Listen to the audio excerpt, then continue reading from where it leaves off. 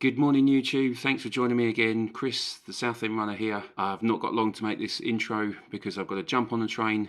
I'm going to go into the Run Lab in London to find out why my calves, my hamstrings and my left hip are giving me so much trouble.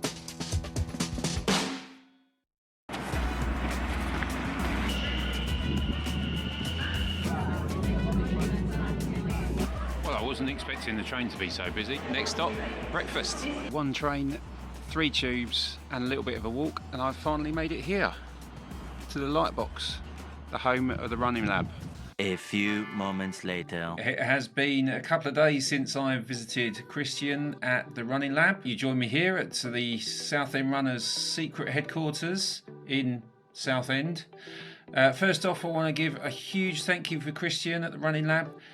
He is clearly very knowledgeable, very experienced and positive, and he really does try to help runners achieve their goals. Christian doesn't know that I'm making this video. It would be great to have recorded the process and maybe ask him a few questions, but he was extremely busy. He had other clients and my session was jam-packed full. There was absolutely no way we were going to have time to make any videos. I paid full price for the session. I haven't been paid to make this video, so all the information here is my own opinions. Before we get to my results, I did think that it would be a good idea just to go through what happened so that if you ever need to go, you'll know what to expect. We started off with about 10 or 15 minutes of an interview. So Christian was asking lots of questions about my running history, about what sports that I was interested in, how my training plan looks, my training zones and my paces, my list of injuries and my goals for the future as well. For the next 15 minutes or so, Christian delivered a comprehensive presentation, covered lots of topics, and it was all accompanied with hand-drawn notes, graphs and diagrams to emphasise his points. He covered the injury cycle, lactate threshold training zones, and explained that many runners do their slow runs too fast and their fast runs too slow, which ends up with all of their runs being stuck right in the middle in what he called the grey mushy zone.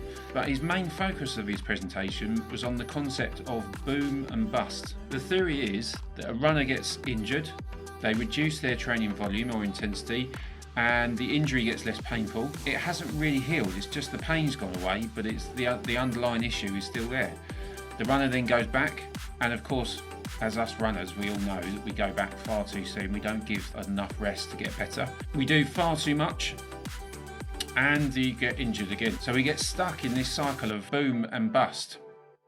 After that, Christian asked me to jump on the treadmill, and for about 2 or 3 minutes I just warmed up at a gentle walking pace while Christian fired up the computers, took the scanners through a calibration routine, and then he set the pace on the treadmill to roughly my marathon pace, around about 6 minutes 30 a kilometre. We held it there for about 2 or 3 minutes while the scanners did their thing. The scanners collect an overwhelming, vast volume of stats and measurements. I must admit I was completely overwhelmed by it all. I mean, it is totally fascinating to see things like how far up and down your head moves, if your rib cage moves, and things like how much weight goes through your ankles, your calves, your knees, your strings, your hip flexors. Hundreds and hundreds of stats, stuff that you would have thought about and stuff that you wouldn't have thought about as well. We took a long time, maybe 10 or 15 minutes to go through my stats, and then he was able to bring up an elite runner stats so that we could compare and overlay my data onto the elite runner to highlight any differences. I went into the running lab expecting Christian to tell me that I was massive overstrider and that overstriding was putting a huge pressure on my ankles and my calves and my hamstrings and my hips. Actually, to my surprise, that couldn't have been further from the truth. Apart from one measurement in particular, Christian couldn't believe my stats. Nearly everything was perfectly average. A couple of my stats were even less than the elite runner's stats. I'm totally amazed by that. My level of performance is nowhere near an elite runner's performance. So to be told that my glide is better than an elite runner is absolutely mind-blowing to me. The only major difference that we could tell from the stats was that an elite runner is able to load up their tendons far better, far more than I can. And as tendons are like little springs, that means that later in his stride, he can use that energy. So far, so what? All this data is great, right? I went into the running lab knowing that I had an injury in my hip, and all the stats showed that I had an injury in my hip. Christian put a positive spin on it though. The scanners have confirmed that there are no underlying issues. That's a good thing, right? Because my skeleton, my body, my bones, my joints, they're not contributing to this problem. Whatever the injury is, it's not being caused by my running technique. Christian actually said that he wouldn't want me to make changes to my stride at the moment. There's no need to. Actually, if I tried to change it now, I'd probably make things worse. So let's concentrate on fixing the injury before we look at little tiny tweaks here and there that will make me just a little bit more efficient. Unfortunately, this is where Christian gave me the news that I didn't really want to hear. We need to move away from this sine wave of boom and bust into a linear progression of constant improvement. In order to do that, he recommended that I stop the training plan that I'm on at the moment and start with 5 minutes of walking followed by 24 hours of recovery. I took that really badly. I was certain that that meant my plans for the ultramarathon next year have finished before they've actually started. Christian doesn't know this, but in the 3 weeks running up to when I visited the running lab, I hadn't done anything at all. I've been sitting on the sofa with hamstring issues and my hip hasn't got any better. So I was certain that I would go out for walking for 5 minutes. I'd have pain in my hip. I'd report that back to Christian and he would say, well, if you can't manage 5 minutes, then how are you going to do 10 hours in an ultra?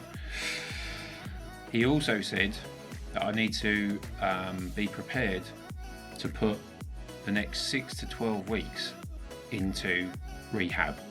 From my point of view, that's devastating because I've already set out my training plan over the next 10 months. But for Christian, that was absolutely fine. I've got 6 months until my next marathon and 10 months until the ultra. Taking 6 to 12 weeks out now really isn't a huge deal. But that's hard for me to take. I deliberately didn't make this video for a couple of days because I was really finding it quite tough to come to terms with not being able to train for 12 weeks. And also, I didn't really think that 5 minutes of walking was going to make much difference. I've been in pain for a year. I've tried periods of doing nothing and it hasn't made any difference. So why is 5 minutes of walking going to help? On the plus side, at least this has spurred me into action. I was just trying to ignore the issue as much as I could and I was just training through the pain. This has given me the chance to dial back my training volume and intensity. I need to fix this issue before I take on anything else. There's no point doing 800 metre repeats on a poorly leg. I might as well fix the leg first. The next day after the running lab, I was determined to prove to myself that I can do a half an hour walk. I was really strict and I made sure that I stayed in zone 1, which was around about 10-minute kilometre pace.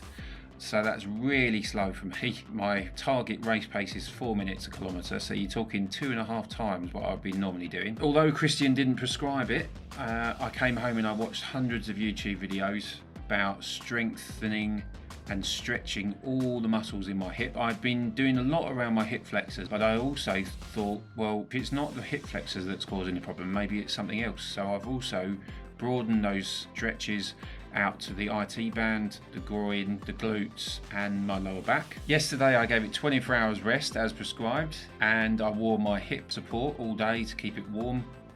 And I'm pleased to say that I've woken up today and I'm feeling absolutely amazing. It's the best it's been for 18 months. In 24 hours I've made massive progress. I was ready to give up on Friday and today I'm really keen, eager to give myself a week off, go through the rehab, start the training plan again, really make some progress this time. So thanks again for Christian at the running lab. It was an experience. Probably wasn't what I wanted to hear, but at least it's set me on the path to recovery. If you do need to go and visit the running lab, please tell Christian that this video was what inspired you to go. You'll be amazed at the stats that you get out of the scanner. The equipment is incredible. And thanks to all you guys for joining me for another video on the Southend Runner. Until the next time, stay safe, keep healthy, and run well.